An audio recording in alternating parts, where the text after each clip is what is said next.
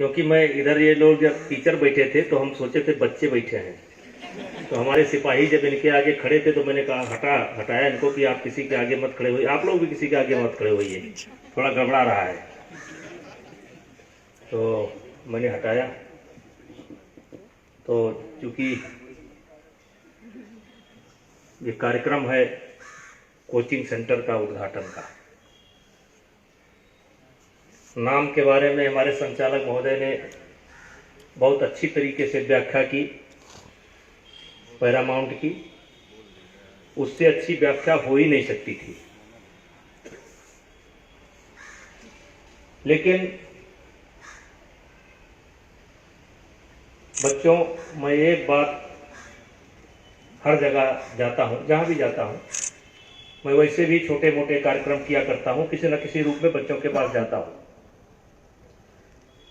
चाहे वो खेल जगत में हो या पढ़ाई लिखाई के क्षेत्र में हो, किसी भी क्षेत्र में हो, और बात सब एक ही है, बात सब एक ही है, उसमें कोई बहुत ज्यादा अंतर नहीं है। लेकिन मेरा सबसे, जैसे हम लोग हनुमान चालीसा पढ़ते हैं, उसमें जो पहली लाइन है, पहली लाइन की दूसरी लाइन, श्री गुरुचरण सरोज रज निजमन मुकुट सुधार बरनौ रघुपत विमल जस सोदायक फलचार, और बुद्धहीन तन जानिके, बुद्धहीन तन जानिके सुमिरो पवन कुमार, और बल बुद्ध विद्या देहु मोहि और हरहु कलेश विकार। तो ये जो विद्यार्थी जीवन है, ये तैयारी का समय है, और जो तैयारी आज आप कर लेंगे वो जीवन भर आपके काम आने वाली है। किसी ने कहा है कि आरंभ अगर अच्छा हो गया तो अंत अच्छा हो जाएगा, और आरंभ अगर बिगड़ गया तो अंत भी समझो बिगड़ गया।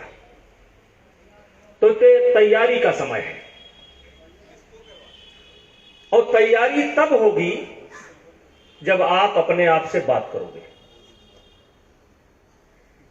क्योंकि जब तक आप अपने आप से बात नहीं करोगे, किसी शायर ने कहा है महाराज जी कि जिंदगी भर तो हुई गुफ्तगू गैरों से मगर,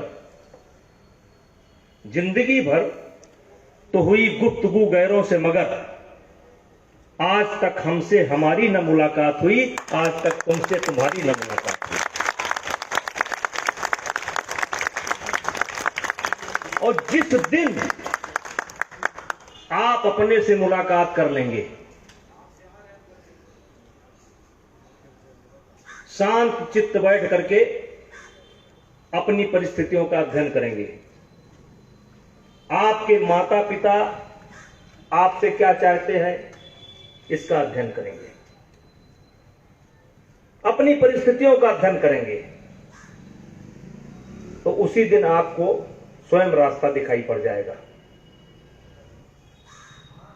और स्वयं आपको मालूम पड़ जाएगा कि हमें अब किस रास्ते पर जाना है। हम लोग अभी कार्यक्रम से जाएंगे, आप भी जाएंगे, कहां गए थे, कौन आया था। हमेशा आदमी जिस बात से कोई लेना देना नहीं है, कोई फायदा नहीं है, मोबाइल कहां से खरीदा, ये जैकेट कहां से खरीदा, अब देख रहे हैं जैकेट ही फला कंपनी है, लेकिन कहेंगे आज बहुत अच्छी लग रही है, अब कब परसों पहने थे तो नहीं कह रहे थे, आज कह रहे बहुत अच्छी लग रही है। तो वही मैंने कहा कि जिंदगी भर तो हुई गुफ्तगू गैरों से मगर, आज तक हमसे हमारी न मुलाकात हुई। तो सबसे पहले मेरे बच्चों, अपने आप से मुलाकात करो।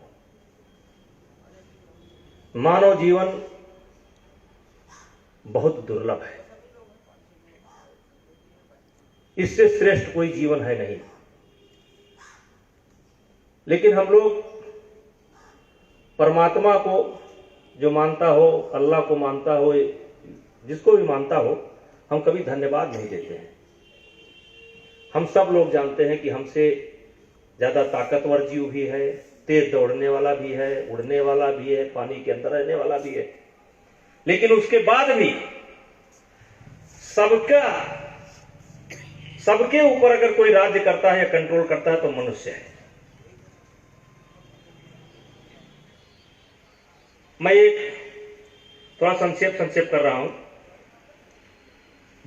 इलाहाबाद में एक जज होते थे जिनका नाम था अकबर इलाहाबादी। ये हमारे जो पुराने लोग हैं सबने नाम सुने होंगे। वो जजमेंट भी करते थे तो कुछ शायरी का प्रयोग करते थे। तो उन्होंने एक बार अपने आप को बनाया बुद्धू मियां, अपने आप को अपना नाम रखा उन्होंने। अपने आप से सवाल, जैसे मैंने कहा अपने आप से बात करो, अपना नाम रखा बुद्धू मियां। और उन्होंने सवाल किया कि बुद्धू मियां पैदा हुए क्या कर गए,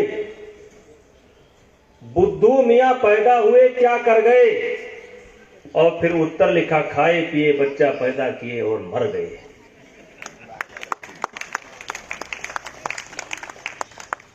बुद्धू मियां पैदा हुए क्या कर गए, खाए पिए बच्चा पैदा किए और मर गए। भाइयों, ये मानव जीवन बहुत श्रेष्ठ है। और हम गीत तो जरूर गाते हैं कि सारे जहां में अच्छा हिंदुस्तान हमारा, गाते हैं। लेकिन इस देश की 50% से अधिक आबादी है जो स्वस्थ नहीं है। 30% लोग हैं जिनको शुगर है। 50-60% से ज्यादा श्रीवास्तव जी ऐसे हैं जो ये जान ही नहीं पाए कि हम धरती पर क्यों आए थे, जो जान ही नहीं पाए कि धरती पर हम क्यों आए हैं और क्यों आए थे। और उनके बारे में किसी ने कहा है कि सिर पर कुलीनता का टीका, सिर पर कुलीनता का टीका, भीतर जीवन का रस फीका। कुछ ऐसे भी नर होते हैं कुल को खाते और खोते हैं। यशस्वी पुरुष अपने ऊपर चलता न छत्र पुरखों का धर, अपना बल तेज जगाता है सम्मान जगत में पाता है। याद रखना मेरे भाइयों, एक बार हम और आज के मुख्यमंत्री जी बनारस एक कार्यक्रम में गए, मैंने ही लगवाया था। छात्र संघ का उद्घाटन था। वो जो हिंदू कॉलेज कहते हैं, क्या कहते हैं, जो बड़ा कॉलेज है, बीएचयू ने कॉलेज है जैसे यूपी कॉलेज। तो वहां जैसे हम पहुंचे तो वहां एक का नारा लग रहा था, यदि भारत में रहना है तो। उसके बाद जब जैसे औपचारिकता पूरी होने की बात आई तो अब जो भाषण दे तो उनका नारा चालू, वही नारा। मेरा नंबर आ गया, महाराज जी के पहले मुझे बोलना था। तो हमने उनसे यही कहा, भाई देखो, ना आप सुनना चाहते हैं ना मैं बोलना चाहता हूं, लेकिन एक औपचारिकता के नाते मुझे खड़ा किया गया है तो मैं अपनी बात कहना चाहता हूं। अब अगर किसी को तकलीफ हो तो उंगली उठा देना, मैं तुरंत बंद कर दूंगा। और फिर मैंने यही बात उनसे कही और फिर 1.5 घंटा तक कोई उंगली नहीं बजी, उठबे नहीं की उंगली। और बड़े ध्यान से वही बच्चे जो मतलब इतना वो कर रहे थे, वो 1.5 घंटे तक वो चुप सुनते गए। महाराज जी हंस रहे थे कि बताइए, देखिए क्या हड़का दिया जो है अपना, ये सब तो हिल ही नहीं रहे। तो कुल मिला करके भाइयों, जैसे दिनकर जी की एक कविता है, आप में से बहुत लोग पढ़े होंगे और हमको उम्मीद है कि हिंदी की प्रवक्ता महोदय जरूर पढ़ी होंगी। लेकिन अच्छे किताब को पढ़ना नहीं चाहता कोई। और उसमें महाराज जी, जैसे मेरा जीवन तो आप जानते हैं कि दुनिया का कोई दुख ऐसा नहीं है जो मैंने देखा ना हो, और सुख भी देख रहा हूं। 6 बार से सांसद खुद बना, हमारी पत्नी सांसद बनी, आज भी जिला पंचायत अध्यक्ष है, बेटा विधायक है, एक शूटर है, मैं कुश्ती संघ का प्रेसिडेंट हूं, एशिया का भी हूं। सुख भी देखा, दुख भी देखा। अब देखा तो जब मैं परेशानी में होता था विद्यार्थी जीवन में, तो एक अच्छा, मैं हमेशा कुछ लोगों को यह भी कहता हूं कि दोस्त बनाने में बड़ी सावधानी बरतनी चाहिए। ये दोस्त बनाने में बड़ी सावधानी बरतनी चाहिए कि मेरा मानना है कि दुनिया के अंदर एक भी शराब पीने वाला व्यक्ति ऐसा पैदा नहीं हुआ जो स्वयं जाकर के दुकान पर शराब खरीदा हो और पिया हो। जब भी उसने शराब को हाथ लगाया होगा तो किसी दोस्त ने ही कसम खिला करके उसके हाथ में गिलास पकड़ाया होगा। इसलिए दोस्त बनाने में भी बड़ी सावधानी बरतने की जरूरत है। दोस्त बनाने में भी बड़ी सावधानी बरतने की जरूरत है। तो उसी समय ये लोग लगता है सुने हैं, लेकिन मैं उसको छिपा रहा हूं। मैं कक्षा 8 में 3 बार फेल हो गया। ये लोग यही बार बार कहते थे अपनी बात बताएंगे। तो कक्षा 8 में मैं 2 बार फेल हुआ। 2 बार, अभी सुनिए ना, 2 बार। तीसरी बार पास हुआ। संयोग से ये सन 1972 की बात है।